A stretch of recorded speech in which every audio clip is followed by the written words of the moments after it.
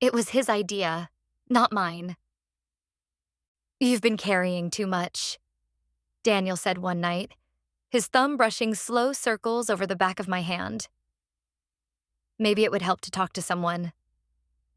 I nodded because that's what you do when someone loves you enough to suggest you need saving. I smiled because it was easier than admitting I didn't know how to explain the weight inside me. He found the therapist, booked the sessions, paid for them up front. 6 months, once a week. A quiet office downtown with a couch and a box of tissues beside the clock. I went once. Sat on the stiff couch while a woman with kind eyes asked about my childhood, my marriage, my fears. I answered politely. I smiled too much. I told half-truths and easy lies because digging deeper would mean unearthing things I wasn't ready to look at, let alone speak aloud. When the hour was over, I promised to come back. She smiled and handed me a business card. I dropped it into my purse and never called again. The next week, when Daniel asked how it went, I told him it was good. Hard, but good. Necessary. He looked so relieved. The knot in his forehead eased. The tension in his shoulders dropped. He kissed my forehead like I was a patient recovering from something fatal. Something fixable. I let him believe it. Because the truth was so much worse. I didn't go back to the therapist. I went somewhere else. It started small. A coffee shop a few blocks from the office where I was supposed to be laying my soul bare. A latte. A book I didn't open, and then him, Liam. Tall, careless hair, jeans a little too worn. A smirk that felt dangerous in the safest possible way. He held the door for me one morning when my hands were full, made a joke about the weather, asked if I wanted to split a pastry because they were overpriced anyway. I laughed, told myself it was nothing. The next week, he was there again. And the week after that. Until coffee turned into conversation, and conversation turned into lunches, and lunches turned into walks by the river, and walks turned into parking lot goodbyes that lingered too long. He didn't ask if I was married. I didn't offer. Somewhere between the third coffee and the first time his hand brushed mine across a table, I decided I wasn't lying. I was just leaving pieces out. The first time he kissed me, it wasn't careful. It was urgent. Messy. Desperate. It tasted like breathlessness and bad decisions. It tasted like waking up. I kissed him back. Hard. That night, Daniel made my favorite dinner. He asked if therapy was helping. I told him it was. And for the first time in months, he smiled without any sadness behind it. It didn't take long for coffee to stop being enough. Liam didn't push. Not really. He let me come to him. Slow, small steps, like a moth circling a flame, pretending it didn't know what fire meant. We found a rhythm. Thursday afternoons, when Daniel thought I was on the couch in a quiet room with a professional who would help stitch me back together. Instead, I was in Liam's apartment, undoing everything. The first time we crossed the line, it wasn't planned. It wasn't candles or soft music or some kind of drawn-out seduction. It was fast, clumsy. Clothes half off, breathless, heart racing faster than I could think. I clung to him like he was the last solid thing in a world I didn't recognize anymore. It wasn't love. It wasn't romance. It was something raw, something desperate. The physical proof that I was still alive, still capable of feeling something so strong it stole the ground out from under me. He touched me like he didn't care about my past. Like he didn't need promises. Like he only wanted the version of me that was messy and loud and real. And for those hours, I could forget I was supposed to be someone better. I came home flushed, hair tangled, wearing guilt like an invisible second skin. Daniel would be there, waiting, smiling, asking how the session went.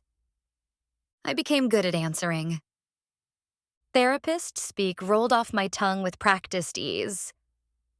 We talked about setting boundaries. I'm learning to sit with discomfort. It's a process, but I'm making progress. He ate every word like it was hope, held my hand tighter, told me how proud he was that I was doing the work. And every time he said it, a little piece of me crumbled into dust. Because the truth was, I wasn't fixing anything. I was breaking it in ways no one could glue back together. Some days I promised myself it would be the last time, that I'd cancel next week, block Liam's number, show up to therapy for real, find the pieces of myself that Daniel believed still existed. But when Thursday came, I found myself walking toward Liam's door, heart hammering, stomach twisted with something that tasted too much like hunger to be called fear. He'd open the door, smile, pull me inside without asking questions, and I would let him. Every time. It wasn't just about the way he touched me. It was the way he didn't expect anything after. No plans, no promises, no guilt. When I left his place, he didn't text me sweet messages or ask when he'd see me again. He didn't need me to be anything more than what I was in those stolen hours. And for someone drowning in expectations, that felt like breathing again. One night, curled up against Daniel's chest while he slept, I caught sight of my reflection in the dark window across the room. I didn't recognize the woman looking back. Not because she looked guilty, not because she looked broken, but because she looked free. And that scared me more than anything else. Daniel started smiling more. It wasn't sudden, more like a slow thaw, like spring after a long winter. Little things at first. A laugh that lasted a second longer. A kiss that lingered on my forehead before he left for work. A new lightness in the way he moved around the house. He thought I was getting better. He thought the therapy was working. And in a way, it was. Just not the way he imagined. He'd bring home my favorite coffee without asking. He'd send me songs that reminded him of our early dates. He'd talk about taking a weekend trip together. When you're ready, when you feel strong enough. And every time he did, guilt twisted inside me. A slow, sick burn I couldn't soothe. But I kept going back to Liam anyway. Because with Liam, there were no expectations, no future, no pressure to be healed or fixed or whole. Just the present. Just skin and breath and forgetting.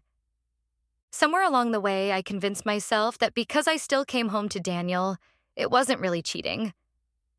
That because my heart stayed with my husband, or at least the version of him I kept safe inside my mind, the rest didn't matter. It was just physical, just temporary, just a phase. I told myself lies so easily it started to scare me how good I was at it. The sessions I attended became more vivid in my retellings. I learned to speak in therapy language. I'm learning to trust again. I'm setting emotional boundaries. I'm practicing vulnerability. Daniel soaked it all up with such hope in his eyes that sometimes it almost felt true. Almost. But not enough. Never enough. There were moments, late at night, when he held me and I couldn't sleep, when I thought about confessing, about sitting him down at the kitchen table where we paid bills and planned vacations, and telling him that while he believed in my healing, I was ripping myself further apart. That the version of me he thought was rising from the ashes had never stopped burning. But I didn't. Because I knew what would happen if I did. I knew that he would leave. And worse, I knew he would look at me like I was someone he didn't know anymore. Maybe because by then, I wasn't. Sometimes Liam would ask why I kept coming back. Not in a way that demanded anything. Just curiosity. Just a tilt of the head, a lazy smile, a hand tracing slow lines across my skin after, and I never had a good answer. Because how do you explain that sometimes healing doesn't look like getting stronger? Sometimes healing looks like tearing yourself open wide enough to feel something, anything, after months of numbness. And Liam gave me that feeling. Sharp, immediate, real. Meanwhile, Daniel kept planning for a future he didn't realize was already slipping through his fingers. He talked about adopting a dog, buying a bigger house, maybe starting a family when we were ready. I smiled. I said yes. I kissed him with lips that still remembered another man's hands. And every day I hated myself a little more. It started small. Missed calls, texts I didn't answer fast enough. Times I said I was at therapy but forgot which excuse I'd used last time. Daniel never said anything. Not at first. He just watched. Tiny shifts. A longer pause before he kissed me. A slight narrowing of his eyes when I mentioned a session that didn't seem to match what I said the week before. I told myself it was nothing, that he trusted me too much to push, that he would never imagine I was capable of this. But trust isn't blind. It just blinks slower when it's breaking. The real crack came on a Thursday night. I came home later than usual. Hair messy, shirt inside out under my jacket. Lipstick smudged in a way I didn't notice until I caught my reflection in the hallway mirror. Daniel was waiting in the kitchen. He didn't ask where I'd been. He just looked at me like someone seeing the inside of a house after a fire, recognizing the shape of things, but not the meaning anymore. I dropped my keys on the counter too loudly, muttered something about traffic, made a joke about needing more coffee next time. He smiled, a thin, tight smile that didn't touch his eyes. "Good session?" he asked. I froze. My mouth opened, closed. "Yeah," I said finally. "Tough one." He nodded, picked up his phone, scrolled through something without really looking at it. "Glad it's helping," he said, voice light as air, heavy as stone. And just like that, the conversation ended, but the room stayed full of everything I wasn't saying. That night, I lay awake staring at the ceiling while Daniel's breathing stayed steady beside me. I thought about Liam's hands, about Daniel's hands, about the space between them, the one I'd carved out with every lie, every stolen hour. I thought about the look in Daniel's eyes when he asked if it was a good session. He knew, not the details, not the names, but the shape of it. The shape of betrayal. The next morning, I skipped coffee, skipped breakfast, skipped the hug he offered before leaving for work. I stood by the door after he left, forehead pressed against the cool wood, trying to remember the last time I'd felt safe in this house. Trying to remember if I ever deserved to. I didn't go to Liam that day. I didn't go to therapy either. I just drove around for hours, hands tight on the wheel, heart pounding in a way that no amount of excuses could quiet. I thought about turning myself in, confessing everything, letting it crash down the way it needed to. But when I pictured Daniel's face, the real pain that would flicker through him, I couldn't do it. I was a coward. I'd been brave enough to betray him, but not brave enough to own it. So I went home, cooked dinner like nothing was wrong, set the table for two, waited. When Daniel came in, he smiled again. That same brittle, practiced smile. We ate in silence. I told him about my breakthroughs in therapy. He nodded, said he was proud of me. And in his eyes, I saw it. The place where his heart had started closing doors he didn't want to reopen. I thought I could keep pretending. That if I just smiled enough, kissed him enough, said all the right words, I could fill the cracks before he noticed the house was already falling down. but pretending only works when both people want to believe. And Daniel didn't want to anymore. It happened on a Sunday morning. We were drinking coffee in the kitchen, the lights soft and gold through the windows. Ordinary. Safe. He looked at me over the rim of his mug and said, "You don't have to keep going to therapy if you don't want to." My heart stopped. "What do you mean?" I asked too quickly. He shrugged, smiled a little. Not cruelly, not sadly, just done. "I think you found what you were looking for," he said, whatever it was. I set my mug down, hands trembling. "Daniel," he shook his head gently.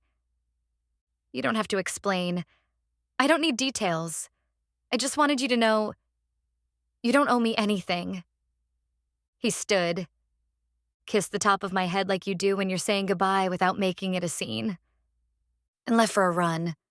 He didn't move out, didn't throw my clothes on the lawn, didn't scream or cry. He just stopped fighting for something he knew wasn't his anymore. And I let him. Because what else could I do? I stopped seeing Liam after that. Stopped pretending therapy could fix the parts of me that liked being broken. Stopped looking for excuses to stay numb. But the damage was already done. Daniel was there, in the house, on the couch, sharing groceries and small talk. But not with me. Not really. He was somewhere else. Somewhere quieter. Somewhere I couldn't follow. Sometimes he still asked how my day was. Sometimes I still smiled and answered. We lived like polite ghosts haunting the same walls. I don't know if he loved me anymore. I don't know if he hated me either. Maybe I was just another thing he survived. Another scar he stopped tracing with his fingers. The hardest part wasn't losing him. It was realizing I'd lost myself first. Long before Liam. Long before the lies. Long before I ever stepped out of the therapist's office and chose another man's arms over my own healing. Daniel deserved better than me. He always had. And somewhere deep down, I think he always knew. He just loved me enough to wait for me to see it too. And when I did dash, he was already gone. Even if his body stayed for a little while longer,